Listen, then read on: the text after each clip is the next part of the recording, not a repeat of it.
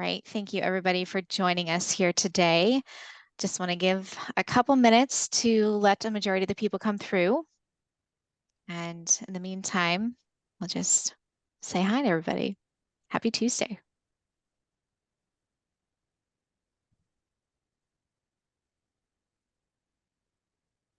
All right, looks like everybody's joining at a rapid rate here. We're all very excited to learn about advertising campaigns. Fantastic. So I think we have a quorum. We're gonna go ahead and get started. So real quick here, I'm Marissa. I'm the Associate Director of Content here at FeedVisor. You probably recognize me from the last webinar that we had. Today we have Doug Kaplan, who's our Head of Programmatic. He has decades of experience in the e-commerce world and actually had the pleasure of working on Amazon to help build their DSP. So we're very excited to have him with us. And he actually brings his experience to FeedVisor to help clients get the most out of the platform, which we're hoping you get today. We also have Brianne Salami, and she's an e-commerce ad specialist on the brand services team. She's been assisting sellers and brands with growing their online businesses for 11 years, and she has a specific focus on Amazon and Walmart advertising. And then last but not least, we have Kelly Kleinbub, who also has years of experience in e-commerce advertising. And she works with a diverse range of clients, with many small sellers to larger brands across both Amazon and Walmart. So we're very excited to have everybody here with us. First, I should let you guys know about FeedVisor for those of you who are joining us. We've e-commerce company here. We've been around for a while, since 2011, and we're purpose-built for Amazon e-marketplaces. We provide advertising and pricing optimization. We are one of the first to use artificial intelligence and machine learning, and we have very deep expertise in 1P and 3P. We're also now in Walmart, which is pretty exciting. So we'll get into that a little bit later. Now for the agenda. So we're going to talk more about understanding the holiday shopping landscape this year. It is very different than previous years. There's some consumer behavior insights that we have taken from our research. Then we'll get into the nitty-gritty, which everyone's excited about, actually crafting those effective ad campaigns, both on Amazon and expanding to Walmart and other marketplaces with your ad campaigns.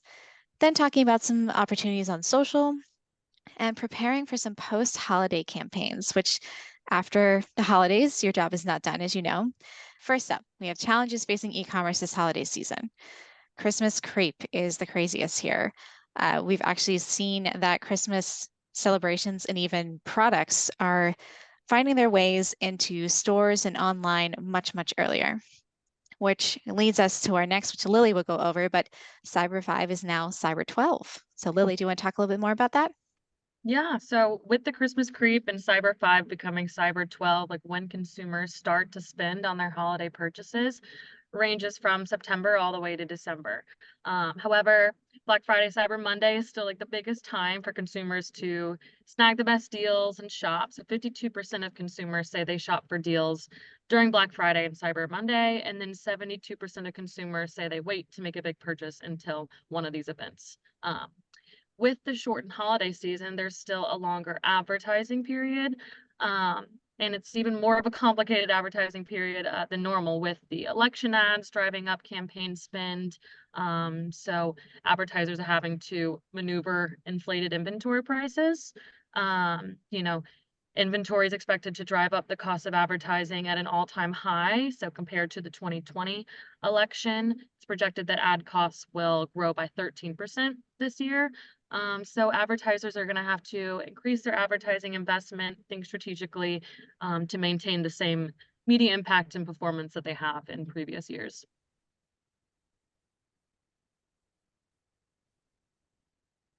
And then some consumer behavior insights for Q4. So starting with this year's holiday shoppers are strongly driven by reviews. So in an effort to stay within budget, 36% of consumers said that they're conducting research online before buying their product.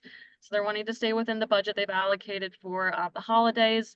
And they're also prioritizing product reviews in this process. So Amazon says that 76% of shoppers seek product reviews on the platform. So it's very important to ensure that your PDPs are optimized with reviews during the holiday season. We're also seeing customers start to trade down. They continue to buy, but they're spending far less on those purchases. This holiday season, nearly 80% of customers are planning to shift their shopping behaviors, opting for lower prices more than they have in the past. They're also consuming more short-term videos, which Doug can give you more information on. Thanks, Brian. So yeah, short form video, as we all know, it's getting extremely popular with global ad spend expected to increase by 50% annually and hit more than $145 billion by 2028, which is a massive 65% increase in 5 years. The average spending per user on these platforms also is increasing significantly, rising from $17 in 2023 to an expected $24 in 2028. While many platforms are entering this space, TikTok is clearly leading the charge, but other platforms are emulating some of their most prominent features, such as LinkedIn, which is testing a TikTok-like vertical feed for short-form videos within the app. Amazon's released its own vertical videos for sponsored brands. YouTube Shorts continues to see a rise in viewership and increased conversions.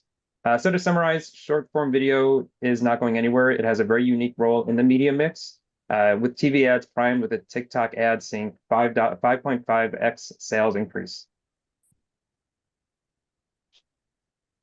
That's awesome. So, Lily, do you want to tell us about the differences in consumer expectations on Amazon and Walmart and some of the other platforms?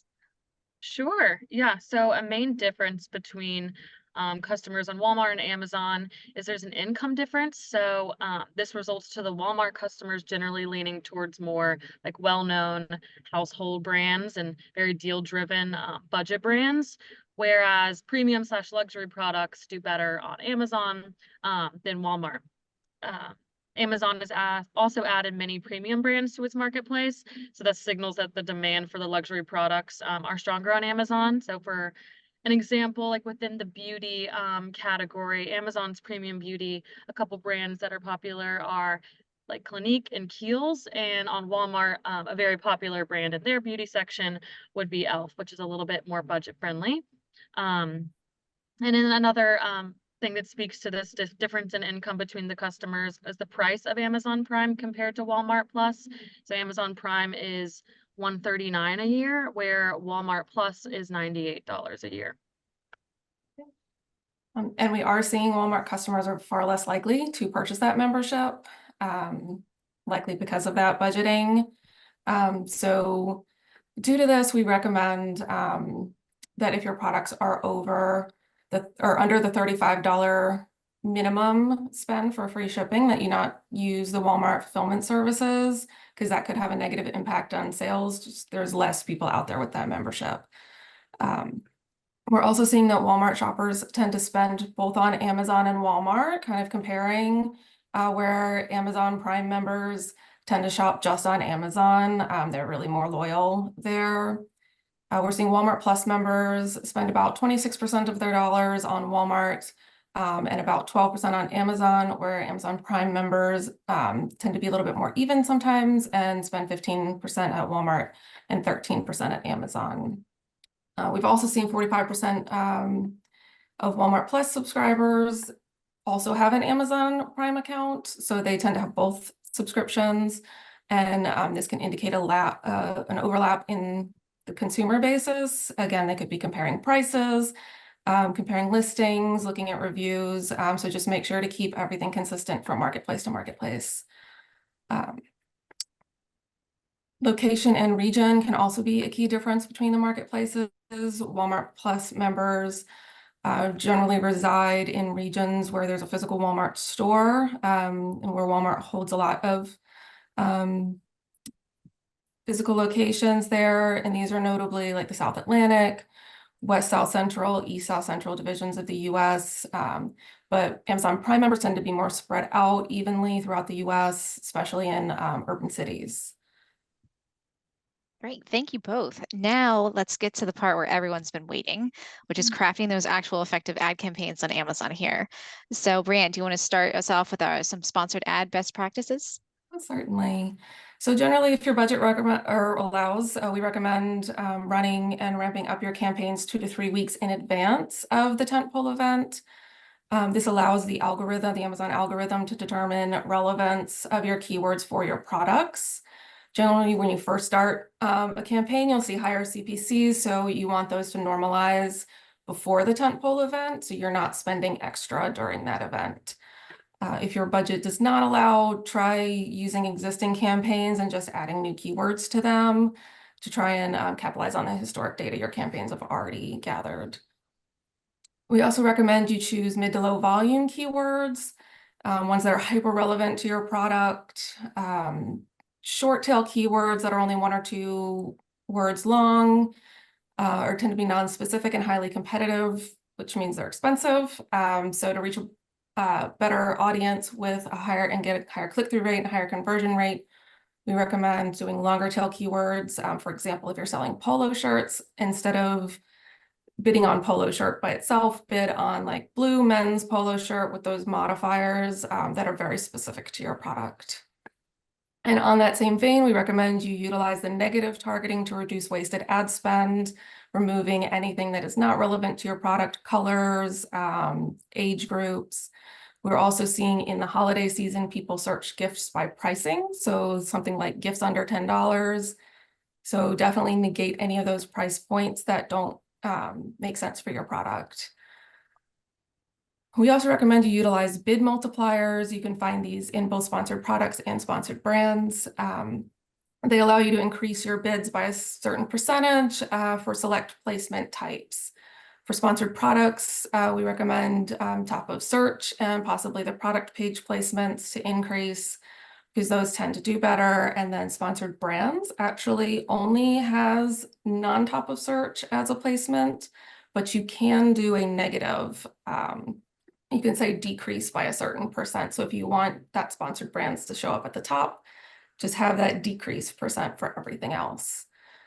And then lastly, as ads vary or performance varies category to category, we suggest you review prior ad performance on big tentpole events to make sure you're really using the ads that work the best for your products and your category.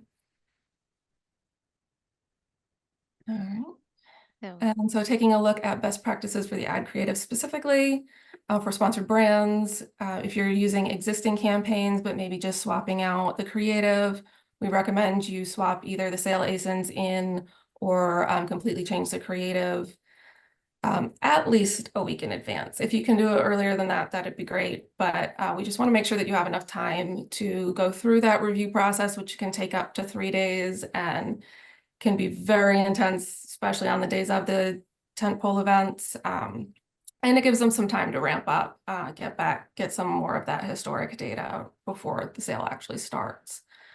If you're going more towards using a sales-specific creative, there are a few things you need to keep in mind before submitting it, just to make sure it goes through review and gets approved. You want to make sure your headline meets the guidelines. Very often with sale creative, people will try to use like a $, and that's against the guidelines, so it'll get rejected. So just make sure you're not putting like a certain dollar amount off in that headline. You also want to make sure your campaign has an end date. Any sale messaging requires the campaign to have an end date. So it's another way that they'll reject, is if it doesn't have that end date. And then lastly, make sure those ASINs already have the sale and price / at the time of submission. So you can't submit them earlier than your sale, unfortunately. So if you can, try to run a sale a little bit early if you want to get in that early, just to make sure everything's set before tentpole event. Otherwise, you have to submit day of, and there are those delays. And then best practices for sponsored display is display ads. They do auto-populate. You can see there on the right is without any creative elements, but they also do have the option to add sponsored or creative elements that are similar to the sponsored brand ads. You can use similar images and videos, also a logo and a headline. But the neat thing about the sponsored display is that you actually get to pick and choose which ones. You don't have to do all of them. You can just do a logo, just do a headline. So we do recommend you kind of A/B test and try different creatives and see which ones work best for your products. Great, and now we'll dig into some best practices for DSP, because I'm sure we're all excited about those too. So Doug, you want to take away from here? Sure. Thanks, Marissa. So the DSP, as many of you know, it's a pretty critical tool in the arsenal when it comes to building awareness for your brand and any upcoming promotions you might have, especially during holiday temple events such as Prime Big Deals Day or Black Friday Cyber Monday. We really urge clients to consider what's called a lead-in period, similar to what Brianne alluded to on the sponsored side, meaning promoting your products and ramping up spend before the event begins. This helps drive traffic to your pages, increase interest in your products during what we consider a relatively less competitive period before the actual event and promotion begins. Lead-in is a very critical way to let your customers or potential customers know you have these upcoming promotions, but it is not required for all advertisers. It's something that's unique to each based on your individual scenario. For example, if you're in a competitive category, lead-in does require a significant investment in spend just to compete. And you need to be willing to spend as much as your competition is. If you don't have the budget to compete, at minimum, you have to at least reach out to your brand store, PDP visitors, just to make sure that you're keeping them on your pages as much as possible and playing defense during this period. There's a few other best practices we wanted to mention. Similar to what Sponsored discussed earlier, use existing campaigns when possible. These campaigns have accumulated learnings. Net new campaigns don't, and the window for these campaigns to deliver is short and won't be as effective once that data is accumulated. If you do have sufficient budget and you are able to allocate a large amount of that towards lead-in, be mindful that the platform is not very good at ramping up spend that sharp in that short of a period of time. So while the lead-in period helps promote your offers early, you also allow the system to ramp up spend logically. If you need multiple lead-in periods just to ramp that spend up, make sure you do that. There is no set in stone rule on how the ramp up is being done, but we try to avoid the magnitude of increase during that period. This is compared to what the spend was from the evergreen period prior to lead-in. Also, don't focus on just product-specific campaigns. This is a great opportunity to get your brand out there, especially if you have a recognizable one. We're focusing on an overall awareness for your brand and the halo effect that it has during this increased spend period. The last best practice is just Amazon is extremely restrictive on what promotions or deal messaging can be said on creatives. So by building awareness for your brands and driving traffic to your PDPs or your brand store, even without explicit messaging on the creatives about the promotion, you're going to organically build interest for the customers for the event itself. And then once the event is over, before the next one begins, there's no real exit strategy back to Evergreen. We'll go into this a bit more later, but the sharp increase we discussed for lead-in is not as big of a deal when it comes to the sharp decrease back to Evergreen. There's rarely a negative consequence for that large of a spend decrease. The system acclimates itself pretty well from having large amounts of data and being able to apply that to a small spend. So lead out's not proven to exist as really its own strategy, just rather a time for clients to transition back to evergreen spend levels and strategies. Thank you, Doug. Now, let's go ahead and talk about promotions and deal badging. So I'm sure there's tons we want to get into there. So Lily, want to take us away? Sure, thank you. So for sponsored product, sponsored display, and sponsored brand product collection ads, your deal badging will show up automatically when the sale price is live. So you don't have to worry about doing anything for there, but for sponsored brand video ads, they don't display that deal badging automatically. So you might want to consider turning off those video ads to allocate budget towards a sponsored brand and product collection ad instead. And what do I do if my badges aren't displaying correctly? So for a little bit of context, on Prime Day of this year, the deal badging was not displaying correctly, and this was a widespread issue, and Prime support was obviously extremely overwhelmed. It may not get back to you in time if this happens again. So if it does happen, you can switch out the products that don't have the badging for those that are showing correctly. And then if it's not showing at all, you might want to focus your spend and kind of switch up your strategy towards those products that have a discount. Thank you, Lily. And another unknown to plan for is what to do if your inventory is short or there are backlogs. So Brianne here has an example of actually how we've helped a customer using their ad strategy with this specific problem. Okay, so the challenge was that it was an apparel brand. They had their products packaged specifically in gift packaging for the holidays, and they wanted to create a successful holiday campaign that maximized sales, even though they had a limited budget because inventory ended up being limited. Specifically, they ended up cutting their December ad budget by 58% from what it was in November. So we had to figure out how to help with that. So our strategy was to ramp up spend in the weeks coming up to Christmas. And then it peaked at around the week of 12/17. During lead out, we minimized the spend and really tightened everything up to get the best ACOS that we could with what budget we had. We also noticed that the average order value dropped during this time period, indicating people weren't buying those gift packs as much as maybe more single products post-Christmas. But the campaigns were still running and were still profitable. We were also very reactive with our ads. Our budgets shifted week over week based on campaign performance and those inventory levels. And also at the same time, we ran an A/B test with the sponsored brands creative. We had one creative that showed the product on a model and one creative that showed the product in that gift packaging. What we found was that the creative that led to more clicks by having a higher click-through rate was given preference by Amazon, so it got way more impressions than the one that actually converted better and generated a better ACOS in the end. So our takeaways are, don't put all of your eggs in one basket. If your budget allows, try to reserve some budget for lead in to improve ROI, and then also reserve some budget for lead out, take advantage of that post-holiday traffic and the less competition post-Christmas, but then also use that A/B testing to really see which types of creatives resonate the best with customers for your products and which ones meet your goals. Thank you, Brianne. And actually, speaking of budgets, we do have some tips here for ad budget allocation and management, which we'll have the team go through specifically for the different time or different budgets here, since not everyone's going to have the same amount of money to put towards these high pressure events here. So Lily, do you want to take it away and start for us? Sure. So starting from the lower budget, but the top of the funnel. So for this investment range, it's important to utilize your lower funnel tactics, which focus on efficiency.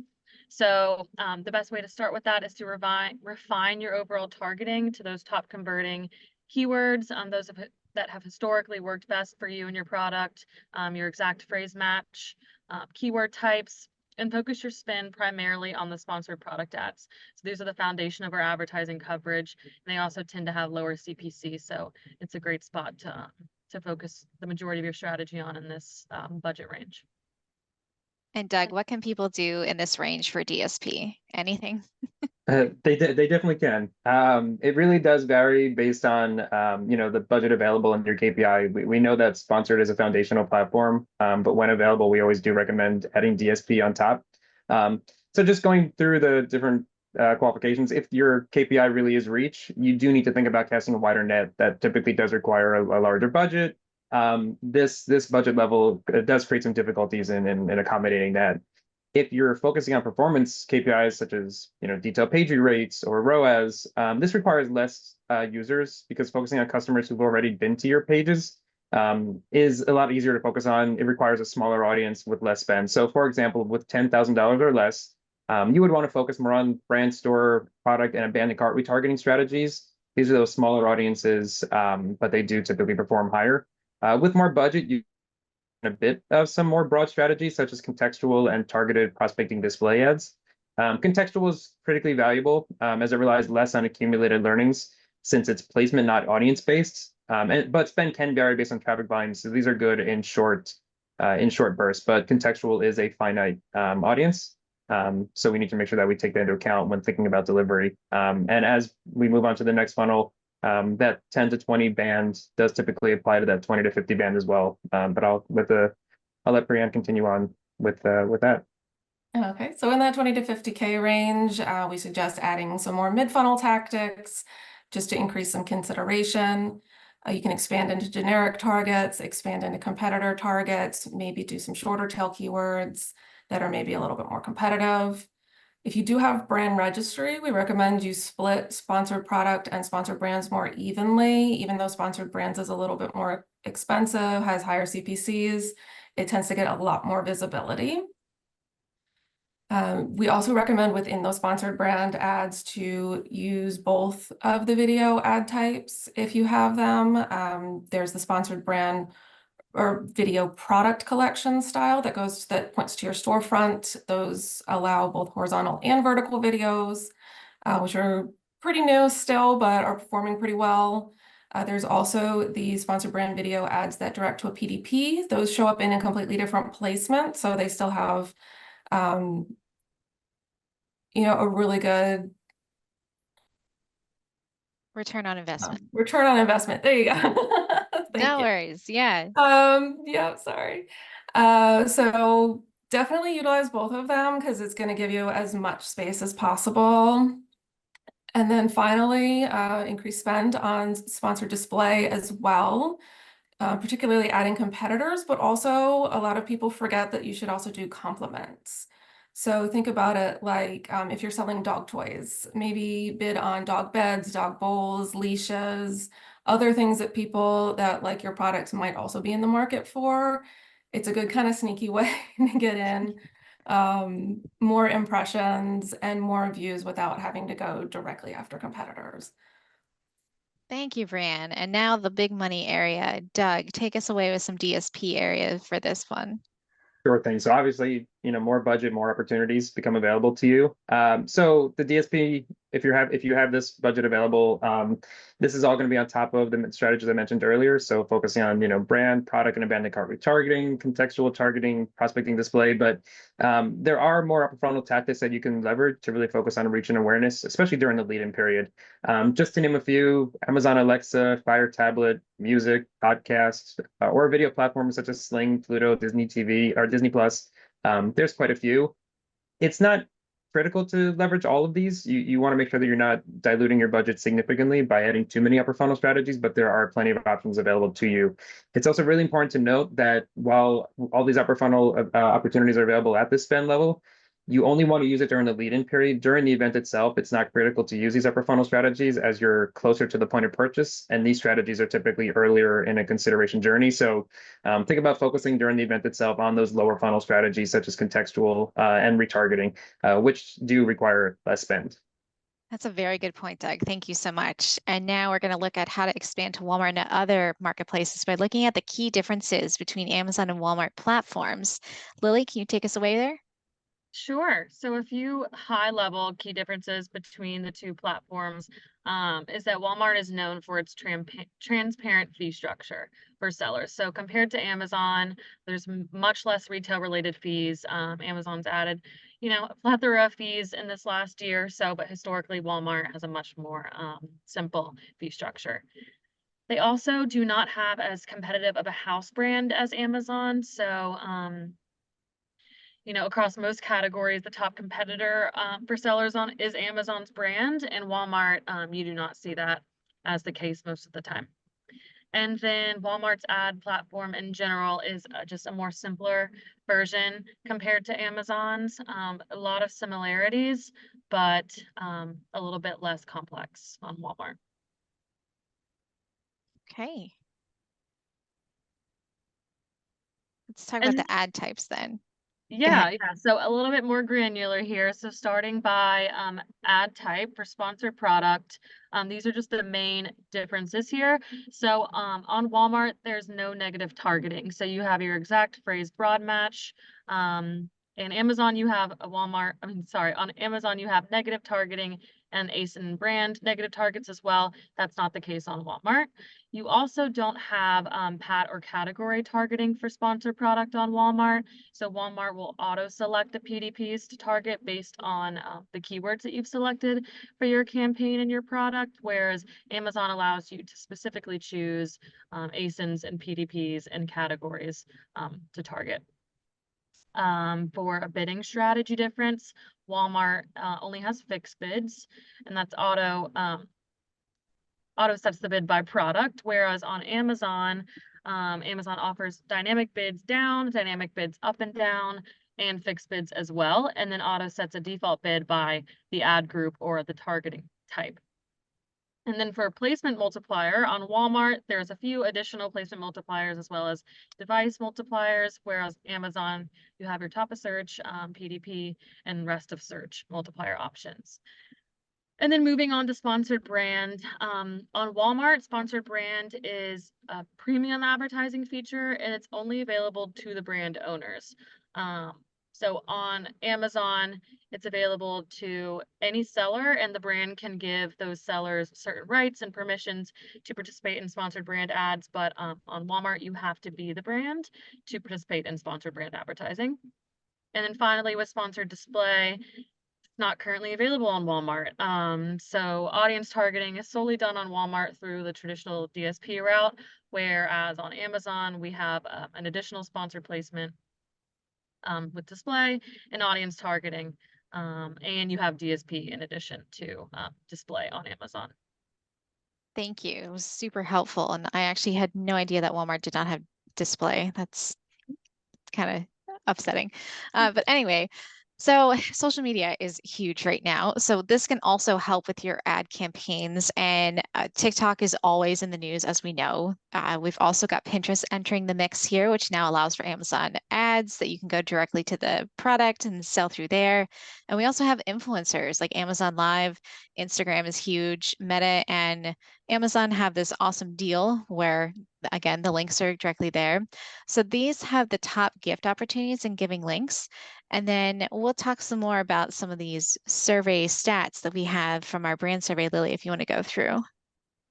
Yeah, so some stats from our brand survey in terms of social. So as Amazon and Walmart grow, as dominant sales channels, Instagram and TikTok are also growing along with it. So Instagram share rose from 20% to 30%, and TikTok's rose from 18% to 26%. So some significant growth there on these social platforms.